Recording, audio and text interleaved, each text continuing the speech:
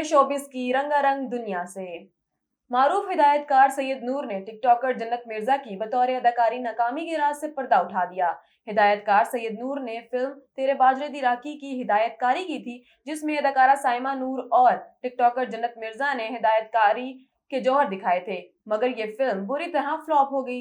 सैयद नूर ने जन्नत मिर्जा की बतौर अदाकारी नाकामी के राज से पर्दा उठाते हुए बताया कि जन्नत बहुत तालीम याफ्ता लड़की है, उसका ताल्लुक एक बहुत ही तालीम याफ्ता और खुशहाल घराने से है, उन्हें फिल्म स्टार बनने का शौक नहीं था।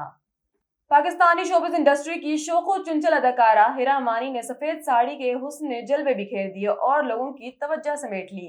हिरा मानी photo and video sharing app Instagram पर काफी मुतहरिक रहती हैं और आए दिन अपनी दिलचस्प रील्स या ब्रांड फोटो शूट की तस्वीर जारी करती रहती हैं और अपने मद्दाहों की जानिब से पसंद की जाती हैं तो कभी तनकीद की जद में आ जाती हैं। हाल ही में हिरा मानी ने अपने ऑफिशियल इंस्टाग्राम अकाउंट पर एक नई पोस्ट मद्दाहों के साथ शेयर की, जिसमें वो हसीन सफेद साड़ी में जेबतन किए नजर आती हैं।